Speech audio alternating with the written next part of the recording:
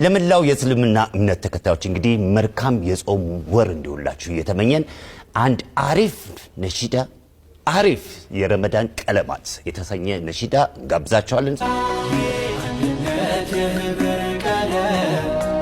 የከፍታ የፍካታ አዲስ ንጋት የሩህ መስከረም ረመዳን አገናኘን በፍቅር ዳግም